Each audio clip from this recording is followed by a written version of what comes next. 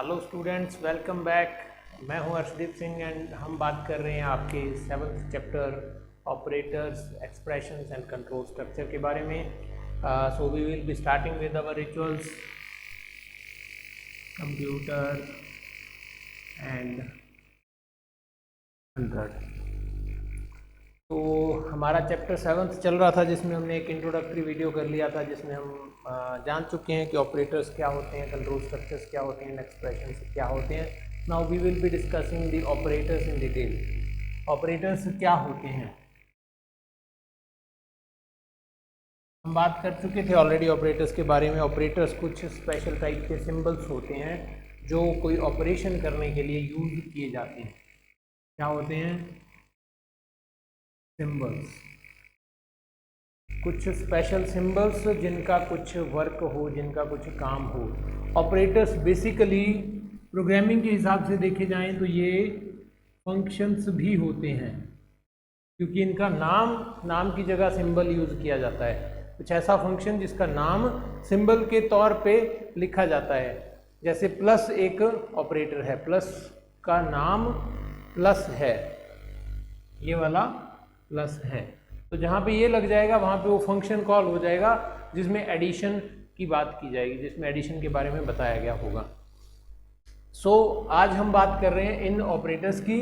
सी वाले सारे operators C++ में वैलिड होते हैं। सो हम बात कर रहे हैं C++ के नए ऑपरेटर्स के बारे में। C++ में 5 नए ऑपरेटर आए हैं।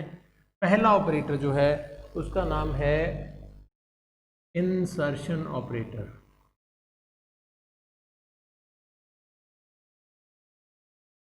इंसर्शन ऑपरेटर का काम क्या होता है? जो भी चीज़ इसके राइट साइड में लिखी जाती है उसको आउटपुट स्ट्रीम पे प्रिंट कर देता है, उसको आउटपुट स्ट्रीम में इंसर्ट कर देता है, उसको स्क्रीन पे प्रिंट कर देता है। इसका एग्जांपल क्या हो सकता है? जैसा हमने पहला प्रोग्राम बनाया था, hash include iostream .h, hash include fonio .h। उसके बाद में यूजिंग नेम स्पेस std। ये आप लिख भी सकते हो, नहीं भी लिख सकते हो, क्योंकि अभी की लैंग्वेजेस में ये लिखना ज़रूरी नहीं है, रिसेंट वर्जन्स में ये लिखना ज़रूरी नहीं है। void main, यहाँ पे हम लिखते हैं CLRSCR, सो दैट जो प्रीवियस स्क्रीन पे कुछ लिखा हो वो साफ हो जाए। एंड यहाँ पे हम लिखते हैं C out and the insertion operator. यहाँ पे हम लिखते हैं this is my first program, and इसके बाद में हम लिख देते हैं get ch and then parenthesis को क्लोज कर देते हैं। तो ये हमारा फर्स्ट प्रोग्राम है। इसका आउटपुट आता है this is my first program. जो भी आपने लिखा होगा इन डबल कोट्स के अंदर वो आपका स्क्रीन पे प्रिंट हो जाएगा, और ये आउटपुट होल्ड रहेगा तब तक जब तक हम कोई भी की दबा नहीं देते हैं, क्योंकि हमने गेट ch लगाया। गेट ch का काम क्या होता है? Get character, hold the screen until you get any character. तो ये इंसर्शन ऑपरेटर का काम हो गया। ये आउटपुट स्ट्रीम में हमारी स्ट्रिंग को इंसर्ट करता है। Insertion operator is use to print this output on the screen return towards its right. जो इसके राइट में लिखा हुआ होता है उसको स्क्रीन पे प्रिंट करवा देता है। सेकंड जो ऑपरेटर है हमारा वो है एक्सट्रैक्शन।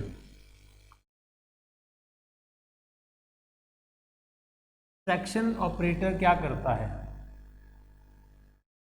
एक्सट्रैक्शन ऑपरेटर में भी कुछ चीज़ें सेम रहने वाली हैं, तो वो मैं नहीं चेंज करूँगा। जो बदलने वाला है वो ही चेंज करेंगे हम। क्लियर स्क्रीन तक की कहानी सेम है, आप इसको दोबारा लिखना। मैं आपको समझाने के लिए, बोर्ड को यूटिलाइज करने के लिए ये यूज़ कर रहा हूँ। तो यहाँ पे हम क्या कर सकते हैं? हम एक इंटीजर ले सकते हैं, int a = 10, या हम क्या कर सकते हैं? इंटीजर a खाली ले लिया, इसके अंदर कोई वैल्यू नहीं है।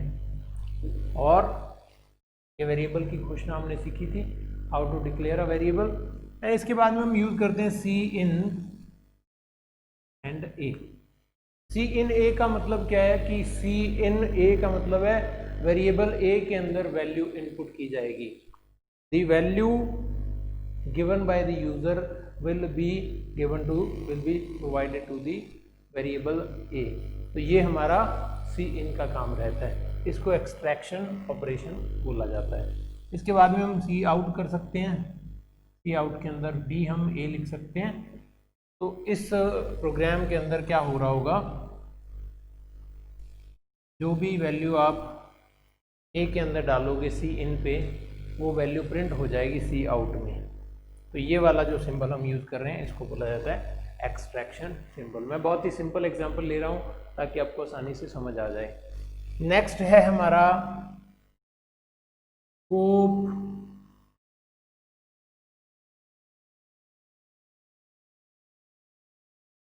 Resolution operator. Scope resolution operator का काम क्या होता है, ये हमारे वेरिएबल का स्कोप बताता है। लास्ट वीडियो में मैंने आपसे पूछा था कि इसका लोकल और ग्लोबल से क्या कनेक्शन है। तो इसमें अपने ये वाली लाइन हटा देते हैं, कोई ज़रूरी नहीं है, आप लिख भी सकते हो। मैं यहाँ पे स्पेस बना रहा हूँ कुछ लिखने के लिए, इसलिए लाइन हटा रहा हूँ। और ये सारा ऐसे ही रहने देते हैं, कुछ यहाँ से चेंज कर देते हैं। तो मैंने क्या किया, एक वेरिएबल यहाँ पे डिक्लेयर किया इंट a इक्वल्स टू 20। ये कौन सा वेरिएबल होगा, जो वेरिएबल हम मेन से पहले डिक्लेयर करते हैं, ये यहाँ पे हम कमेंट लिख देते हैं, single line comment, this is a global variable. हम एक ग्लोबल वेरिएबल डिक्लेयर कर रहे हैं यहाँ पे, और नीचे हम यहाँ पे आते ही डिक्लेयर कर रहे हैं a इक्वल्स टू 10। ये कौन सा वेरिएबल हो गया, ये लोकल वेरिएबल हो गया। अब हम अगर सी आउट ए करते हैं तो क्या आउटपुट आएगा, और अगर हम C out scope resolution A करते हैं तो क्या आउटपुट आएगा। Get C H and close the parenthesis. इसको हम मल्टीपल ब्लॉक्स में भी कर सकते हैं, जैसा एग्जांपल आपकी बुक में दिया हुआ है। मैं आपको सिंपल समझा रहा हूँ। ए अगर हमने सिंपल प्रिंट किया तो ये कहाँ देखेगा, ये सिर्फ अपनी रेंज में ही देखेगा, अपने पेरिफेरी में देखेगा। ए, इस ए का एरिया कौन सा है, इस ए का एरिया है विद इन दीज पैरेंथेसिस। जिस भी लोकल वेरिएबल की घोषणा होती है, जिस भी लोकल वेरिएबल को डिक्लेयर किया जाता है, तो वो जिस ब्लॉक के अंदर डिक्लेयर होता है उसका एरिया, उसकी पेरिफेरी वही ब्लॉक होता है। तो ए का मान 10 कहाँ है, इसके अंदर अंदर। तो अगर हम डायरेक्टली ए को प्रिंट करेंगे तो हमारा आउटपुट क्या आएगा, 10 आएगा, क्योंकि हमारा ब्लॉक के अंदर ए का मान कितना है, 10। और अगर हम स्कोप रेजोल्यूशन ए कर रहे हैं तो स्कोप रेजोल्यूशन ए क्या करता है, हमें इस ब्लॉक के बाहर वाले ए की वैल्यू देगा, ग्लोबल ब्लॉक की वैल्यू देगा। तो वो हमें क्या प्रिंट करके देगा, 20। अब ये आउटपुट मैंने इकट्ठा क्यों लिखा है, क्योंकि मैंने जहाँ पे भी सी आउट यूज़ किया हुआ है, मैंने वहाँ पे कहीं पे भी /n या &l यूज़ नहीं किया। अगर मैं चाहता हूँ कि 10 के बाद में जो 20 है वो नई लाइन में आए, अलग लाइन में आए, तो मेरे को कुछ चेंज करना पड़ेगा। मेरे को यहाँ पे &l लिखना पड़ेगा। &l का मतलब क्या है, एंड लाइन, और फिर मेरा आउटपुट क्या हो जाएगा, 10 ऊपर आ जाएगा एंड 20 आ जाएगा। हमारा ये तो बेस है, मतलब बेसिक सी चीज़ है कि कैसे हम न्यू लाइन में लेके जाते हैं आउटपुट को, अगले आउटपुट को नई लाइन में कैसे लेके जाएंगे। पहले ये प्रिंट हो जाएगा, फिर न्यू लाइन में चला जाएगा, फिर ये प्रिंट हो जाएगा। लेकिन इस प्रोग्राम में हम क्या समझ रहे हैं, इस प्रोग्राम में हम समझ रहे हैं कि स्कोप रेजोल्यूशन ऑपरेटर काम कैसे करता है। स्कोप रेजोल्यूशन ऑपरेटर एक वेरिएबल के स्कोप को चेक करता है। अगर हम नॉर्मली यूज़ करते हैं किसी वेरिएबल को तो वो विद इन द ब्लॉक वाली वैल्यू देता है, और अगर हम with scope resolution operator use करते हैं तो हमें बाहर की ग्लोबल वैल्यू प्रोवाइड करता है या आउटसाइड द ब्लॉक वाली वैल्यू प्रोवाइड करता है। तो इसके आउटपुट आपको समझ आ गए होंगे। इसके बाद में है न्यू ऑपरेटर। तो न्यू ऑपरेटर क्या होता है? न्यू ऑपरेटर यूज होता है क्लास के अंदर ऑब्जेक्ट के साथ, ऑब्जेक्ट को मेमोरी प्रोवाइड करने के लिए यूज होता है। तो मान लो आपकी एक क्लास है, क्योंकि ऑब्जेक्ट क्लास का ही बनता है, क्लास ए, उसके अंदर हमने कुछ भी लिखा, उस क्लास का बाद में हम एक ऑब्जेक्ट बना रहे हैं मेन के अंदर, ये मेन के अंदर बनता है कि एग्जैक्ट डिटेल्स आपने देखनी है तो आप उसके अंदर देख सकते हो अपने बुक के अंदर, लेकिन कुछ इस तरह से होगा क्योंकि हम फर्दर क्लासेस के बारे में डिस्कस करेंगे क्लास वाले चैप्टर के अंदर। तो एक बार कुछ एक क्लास की घोषणा होती है पहले, फिर मेन होता है जो अपना मेन के अंदर हम क्लास का वेरिएबल बनाते हैं। क्लास ए का हम वेरिएबल बनाना चाह रहे हैं, तो क्लास का नेम क्या है? ए। तो ए का एक वेरिएबल बन रहा है मान लो एक्स, एक्स को हम मेमोरी देना चाहते हैं, तो वहां पे हम मेमोरी कैसे दे सकते हैं? New int A X equal to new int, मतलब एक इंटीजर जितनी नई मेमोरी किसको दे दी जाए? एक्स को दे दी जाए। एक्स क्या है? एक्स है ऑब्जेक्ट किस क्लास का? क्लास है ए।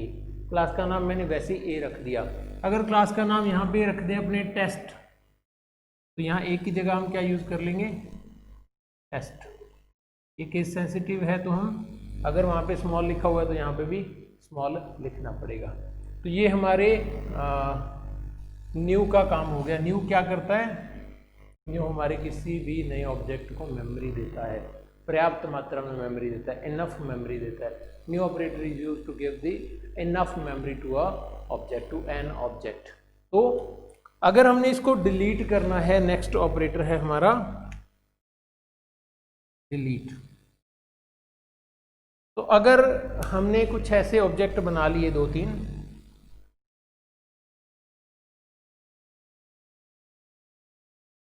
और बाद में हमें क्या है, बाद में मेरे को कुछ टाइम बाद, कुछ लाइनों के बाद, यहाँ पे मैंने कुछ लाइनें कोड की लिख दी, जब वो लाइनें चल गई उसके बाद में मेरे को एक्स की जरूरत नहीं है आगे, एक्स वाली जगह को मैं खाली करवा सकता हूँ। तो उसके लिए मेरे को क्या लिखना पड़ेगा? उसके लिए मैं लिख सकता हूँ डिलीट एक्स। इससे क्या हो जाएगा? एक्स में यूज होने वाली मेमोरी खाली हो जाएगी और वो किसी और वेरिएबल को, किसी और ऑब्जेक्ट को देने के लिए अवेलेबल हो जाएगी। तो ये हमारे ऑपरेटर्स हैं, बेसिक जो नए ऑपरेटर्स हमारे C++ के अंदर आए हैं। आप इस पे एक नज़र डाल लो, इसका एक अच्छा सा स्क्रीनशॉट खींच लो अपने दिमाग में, और मैं स्टार्ट करता हूँ इसके आगे।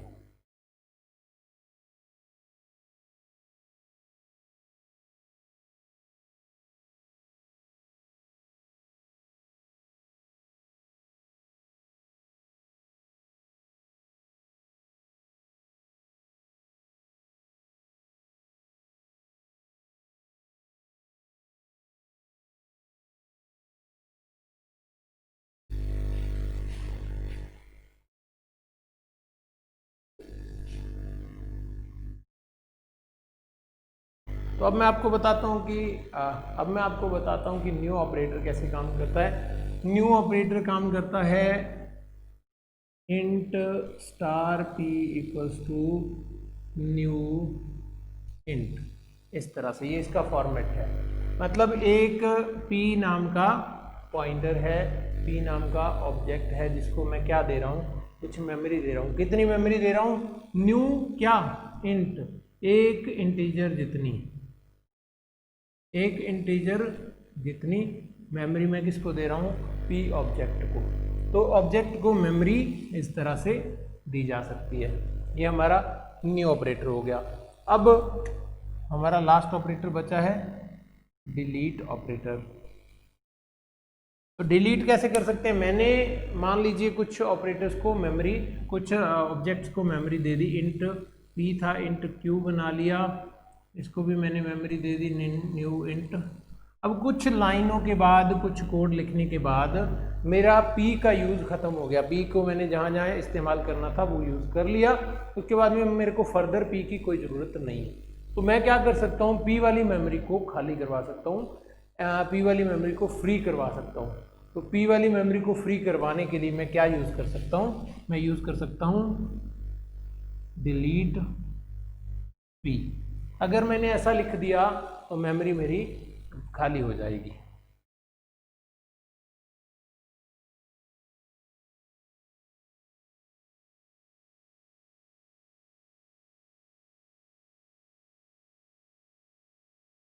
इसका मतलब क्या है कि जिस पॉइंटर को, जिस पी को मेमोरी दी गई थी किसके द्वारा, हमारे न्यू ऑपरेटर द्वारा, उस मेमोरी को हमने खाली करवा दिया एंड वो फर्दर अवेलेबल हो गई है दोबारा से एलोकेट करने के लिए।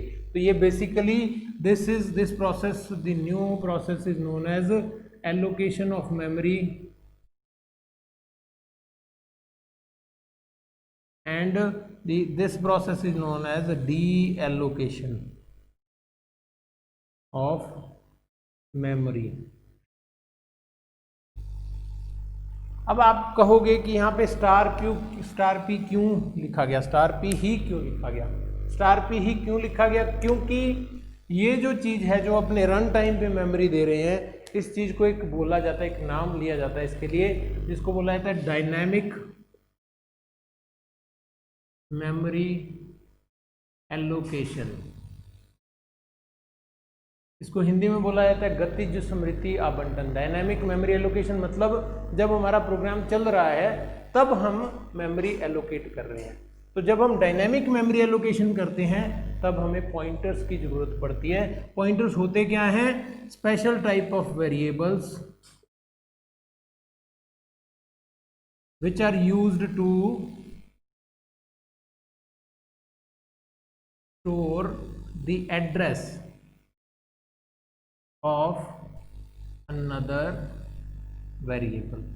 कुछ स्पेशल, कुछ खास तरह के वेरिएबल्स जो किसी और वेरिएबल का पता या उसका एड्रेस स्टोर करने के लिए यूज होते हैं, उनको क्या बोला जाता है? पॉइंटर्स बोला जाता है। पॉइंटर्स यूज होते हैं डायनामिक मेमोरी एलोकेशन में। और डायनामिक मेमोरी एलोकेशन हम क्यों यूज करते हैं? क्योंकि हम रन टाइम पे न्यू ऑपरेटर की हेल्प से मेमोरी एलोकेट कर रहे हैं और डिलीट ऑपरेटर की हेल्प से उसी मेमोरी को हम खाली करवा सकते हैं, डी एलोकेट कर सकते हैं। तो ये बेस है हमारा ऑपरेटर्स का। ऑपरेटर्स में मैंने सब कुछ कवर कर दिया है। ऑपरेटर्स टॉपिक में अब मेरे ख्याल से कुछ भी नहीं बचा हुआ है। तो अब हम बात करते हैं नेक्स्ट टॉपिक की। नेक्स्ट टॉपिक है हमारा एक्सप्रेशंस। तो मैं इसको रब करता हूँ, आप एक इसका अच्छा सा स्क्रीनशॉट को निकाल लो दिमाग में, फिर इसको हटाता हूँ। छापो दिमाग में, छापो बढ़िया सा, साफ साफ। अभी हम बात करेंगे नेक्स्ट एक्सप्रेशंस की। एक्सप्रेशंस क्या होते हैं? एक्सप्रेशन, जैसे मैंने आपको पहले बताया था कि एक्सप्रेशन का मतलब है कुछ एक्सप्रेस करना। हमने सिर्फ ऑपरेटर अगर हम लगाएंगे तो उससे कुछ एक्सप्रेस नहीं होगा। सिर्फ मैंने प्लस लगा दिया तो उसका कुछ मतलब नहीं होगा। लेकिन अगर मैंने लिख दिया a प्लस बी तो इसका कुछ ना कुछ मतलब निकल रहा है। अगर मैंने क्या लिख दिया a प्लस बी तो ये क्या बन गया? ये एक एक्सप्रेशन बन गया, क्योंकि इससे कुछ ना कुछ पता चल रहा है, हमें रेलिवेंस पता चल रहा है कि किसका एडिशन हो रहा है, ए और बी का एडिशन हो रहा है। तो ये क्या हो गया? ये एक्सप्रेशन हो गया। एक्सप्रेशन की डेफिनेशन में जाते हैं। When any operator is combined, when any operator is combined either with constant or with variable or with both, resultant statement is known as expression। तो ये एक बेसिक सी डेफिनेशन है कि अगर हम क्या करते हैं, अगर ऑपरेटर के साथ कुछ कांस्टेंट या कुछ वेरिएबल या दोनों कंबाइन कर दिए जाएं, जोड़ दिए जाएं, तो वो क्या बन जाता है? वो रिजल्टेंट एक एक्सप्रेशन बन जाता है। एक्सप्रेशंस के आगे 7 टाइप्स हैं, 7 types of expressions are there. कौन कौन से 7 टाइप्स हैं?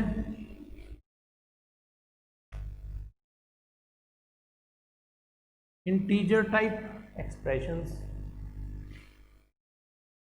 Floating point expressions, pointer expression,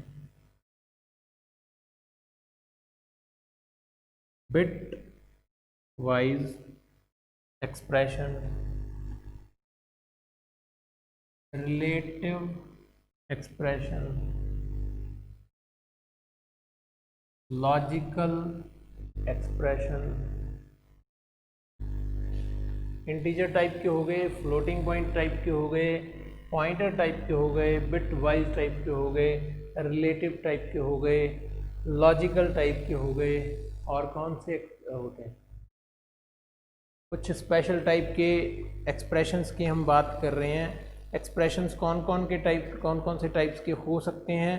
तो एक्सप्रेशन हमारे बिट वाइज हो सकते हैं, इंटीजर हो सकते हैं, फ्लोटिंग पॉइंट हो सकते हैं, पॉइंटर टाइप के हो सकते हैं, रिलेशनल हो सकते हैं, लॉजिकल हो सकते हैं। तो ये बेसिक टाइप्स हैं। तो रिलेशनल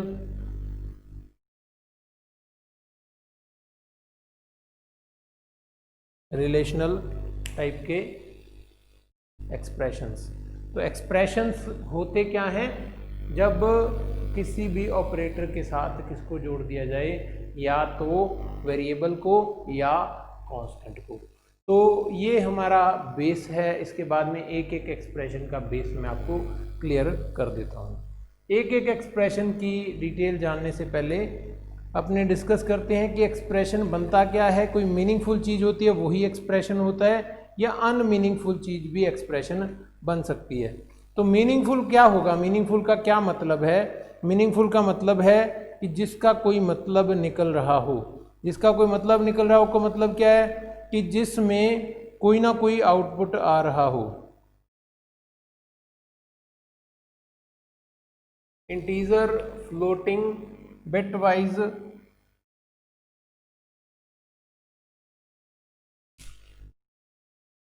कांस्टेंट हमारा हो गया है। इसके बाद है कांस्टेंट, फिर है रिलेटिव या रिलेशनल और logical and integer, floating point, pointer, bitwise, constant, relational, logical.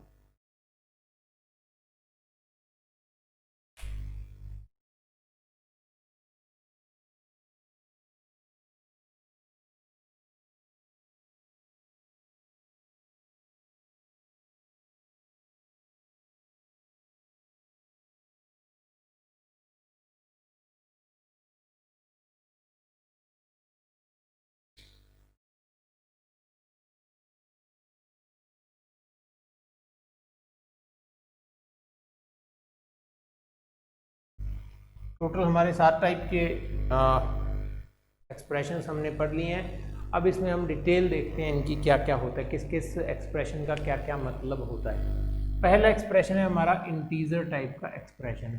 Integer type का एक्सप्रेशन कौन सा होता है? इंट टाइप का एक्सप्रेशन, मतलब कोई ऐसा एक्सप्रेशन जिसका आउटपुट इंट में आए। मतलब हमने कहीं लिखा हुआ है, तो हमारे पास 2 इंटीजर हैं, इंट ए जिसके अंदर वैल्यू है 10, इंट बी जिसके अंदर वैल्यू है 20, और हमने क्या लिख दिया? Int C equals to A plus B. तो ये क्या है? ये एक ऐसी स्टेटमेंट बन गई, ये एक ऐसा एक्सप्रेशन बन गया जिसमें हमारा आउटपुट क्या होगा? इंटीजर टाइप का आएगा।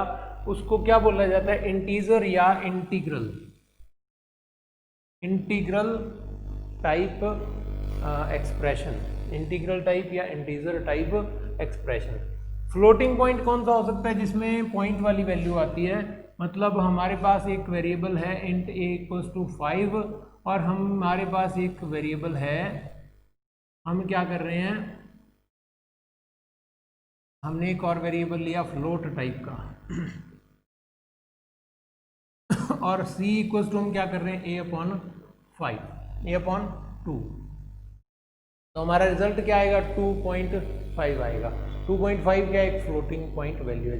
जहाँ हमारा रिजल्ट फ्लोटिंग पॉइंट वैल्यू के रूप में आ सकता है उस चीज़ को क्या बोला जाता है, फ्लोटिंग पॉइंट एक्सप्रेशन। उसके बाद में पॉइंटर एक्सप्रेशन मतलब जिसमें हम किसी पॉइंटर का इस्तेमाल कर रहे हैं। पॉइंटर एक्सप्रेशन क्या होता होगा, int star p equals to and A. अगर हम ये लिखते हैं star p equals to and A, तो इसमें हम एक पॉइंटर यूज कर रहे हैं, तो ये क्या हो गया, एक पॉइंटर टाइप का एक्सप्रेशन हो गया। इसके बाद में भी फर्दर डिटेल्स भी हो सकती हैं, star p plus star q equals to star r equals to star p plus star q। मतलब हम दो एड्रेसेस को जोड़ रहे हैं, सम कर रहे हैं। इसके बाद में आता है बिट वाइज। बिट वाइज के अंदर क्या होता है, बिट वाइज में हमने सी में पढ़ा था कि दो तरह के ऑपरेटर्स होते हैं, binary left shift and binary right shift. अगर हम बाइनरी लेफ्ट शिफ्ट और binary right shift operator use कर रहे हैं किसी वेरिएबल के साथ, तो ये क्या बन जाता है, एक बिट वाइज एक्सप्रेशन बन जाता है। अगर हम यूज करते हैं ए बाइनरी लेफ्ट शिफ्ट 1, तो ये क्या करता है, बिट लेवल पर सभी वैल्यूज को 1 राइट शिफ्ट लेफ्ट शिफ्ट कर देता है। और अगर हम क्या लिखते हैं बी राइट शिफ्ट 3, तो ये क्या करेगा, बी में जो भी वैल्यू स्टोर्ड है उसका बिट निकालेगा, बिट वाइज डिटेल निकालेगा, और उस डिटेल को क्या करेगा, सभी पॉइंट्स को, सभी बिट्स की वैल्यूज को 3 राइट शिफ्ट कर देगा। एक बार राइट शिफ्ट, दूसरी बार राइट शिफ्ट, तीसरी बार राइट शिफ्ट, ऐसे करके सभी वैल्यूज को 3 बार जंप करवा देगा राइट साइड में। तो ये होता है बिट वाइज कांस्टेंट। अगर हम लिख रहे हैं 4 + 5 इक्वल्स टू 9, ये क्या एक्सप्रेशन है, या c इक्वल्स टू 4 + 5, इसका आउटपुट हमेशा सेम रहने वाला है। सेम रहने वाला है तो इसको क्या बोला जा सकता है, कांस्टेंट बोला जा सकता है। तो इस तरह के एक्सप्रेशंस क्या होते हैं, कांस्टेंट। उसके बाद में रिलेशनल होते हैं, इफ एल्स वाले बोल सकते हैं, या less than, greater than, less than equals to, greater than equals to, या नॉट इक्वल्स टू भी हो सकता है। अगर हम कहीं पे यूज कर रहे हैं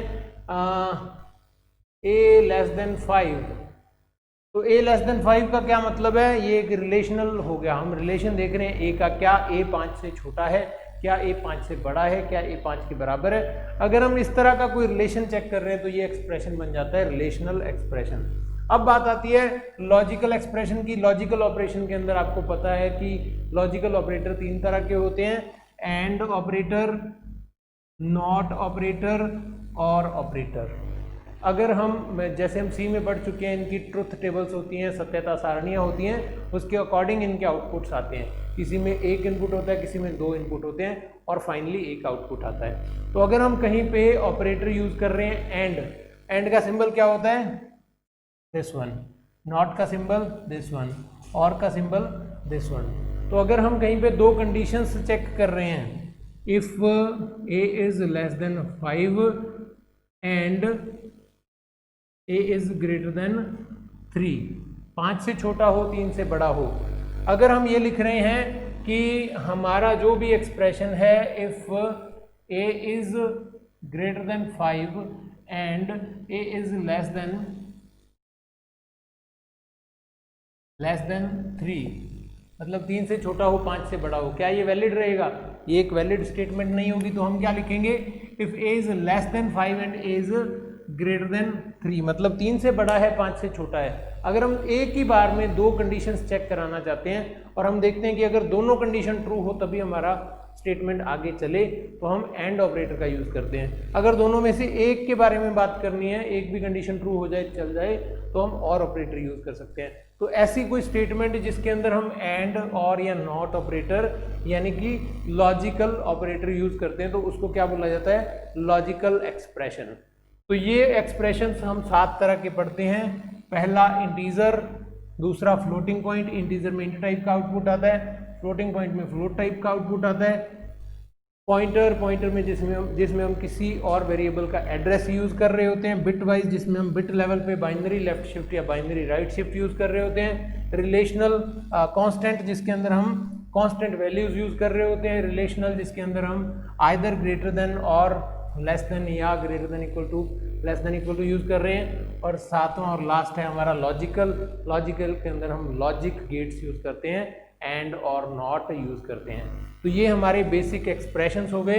एक्सप्रेशन के बारे में जितनी डिटेल आपकी बुक में दी हुई है हम सारी डिस्कस कर चुके हैं। स्टिल आप इसको एक रीड जरूर देना, आप इसको एक बार पढ़ना जरूर। आपको मैं नोट्स में और क्लैरिफाई कर दूंगा। इसकी सत्यता सारणी, ट्रुथ टेबल के बारे में हम डिस्कस कर लेंगे। इसके बाद में जो टॉपिक है वो हम करेंगे नेक्स्ट सेशन में डिस्कस, जिसका नाम है कंट्रोल स्ट्रक्चर्स।